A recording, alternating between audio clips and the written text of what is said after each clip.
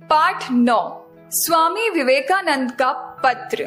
स्वामी विवेकानंद हमारे देश के महान देशभक्त संत और प्रेरणा स्रोत थे।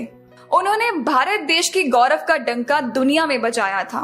उन्होंने छोटी उम्र में ही अपने ज्ञान और वाक कौशल से वह कर दिखाया जो सदा के लिए भारत के इतिहास में स्वर्णाक्षरों में अंकित हो गया। इस पत्र में उन्होंने संयुक्त राज्य अमेरिका की जीवन शैली और प्राकृतिक परिवेश के बारे में जानकारी दी है। संयुक्त राज्य अमेरिका, ग्रीष्मकाल 1894। प्रिय राशि, तुम्हारे पत्र से सब समाचार ज्ञात हुए। रामकृष्ण महोत्सव का समापन बड़ी धूमधाम से हुआ, यह अच्छी बात है। एक बात सदा याद रखना, महापुरुष शिक्षा देने के लिए आते हैं, नाम के लिए नहीं, परंतु उनके शिष्य उनके उपदेशों को पानी में बहाकर नाम के लिए विवाद पैदा करने में लग जाते हैं। बस यही सब संसार का इतिहास है।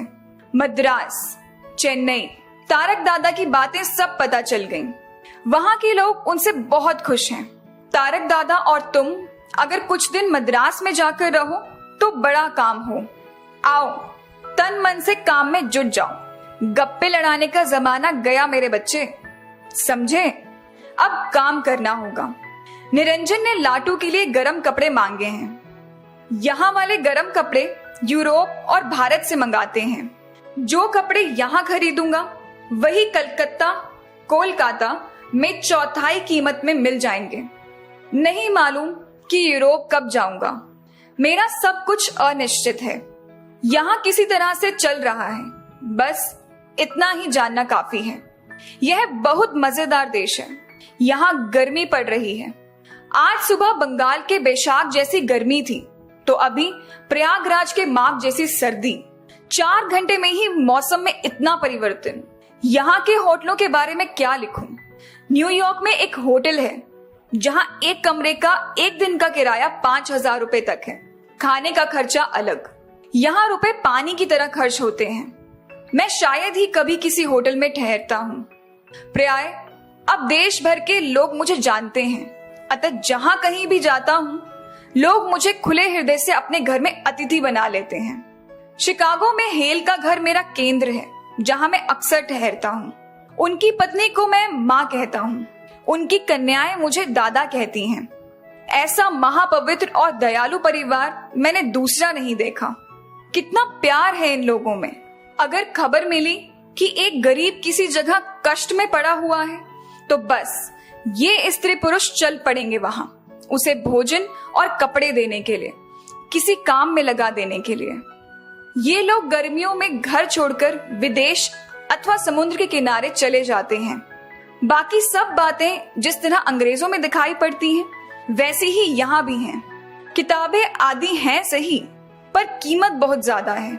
उसी कीमत पर कलकत्ता में इसकी 5 गुनी चीजें मिलती हैं। यहाँ वाले वस्त्र आदि का उत्पादन नहीं करते, ये कल औजार आदि बनाते हैं और गेहूं रुई आदि पैदा करते हैं। यही बस यहाँ सस्ते समझो। यहाँ फल कई तरह के मिलते हैं।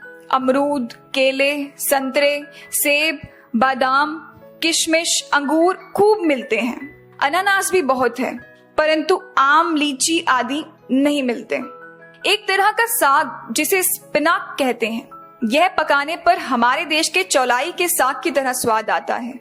एक दूसरे प्रकार का साग जिसे यहाँ के लोग एस्पेरेगस कहते हैं, वह हमारे यहाँ के डेंगो यानी मरसा के मुलायम डंठल की तरह लगता है। उड़द की या दूसरी कोई दाल यहाँ नहीं मिलती। ये लोग उसे जानते तक नहीं हैं। खाने में यहाँ भात, पाव रोटी यानी ब्रेड, मछली और मांस की विभिन्न किस्में मिलती हैं। यहाँ दूध मिलेगा, दही कभी कभी मिलेगा, पर मट्ठा स्वागत से अधिक मिलेगा। क्रीम का प्रयोग हर तरह के खाने में किया जाता है। बात क्या बताऊं, अनेक प्रकार की आइसक्रीम, दिन हो रात, जुकाम हो या बुखार आए, यहाँ बर्फ का पानी खूब मिलता है। ये विज्ञान का अनुसरण करने वाले लोग हैं। बर्फ का पानी पीने से जुकाम बढ़ता है, सुनकर हंसते हैं। न्यागरा जल प्रपात 7-8 बार देख चुका हूँ। वह बहुत सुंदर है, लेकिन जितना तुमने सुना है उतना भी नहीं। मुझे अधिक पत्र लिखने की विशेष फुर्सत नहीं मिलती है। मैं भी व्याख्यान आदि लिखकर नहीं देता, बस खड़ा हुआ और कहने लगा, हमें समाज में, संसार में चेतना का संचार करना होगा।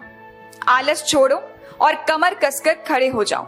उठो, जागो और जब तक लक्ष्य तक न पहुंच जाओ न रुको। जो अपना ही स्वार्थ देखता है, आराम तलब है, आलसी है, उसके लिए नरक में भी स्थान नहीं है।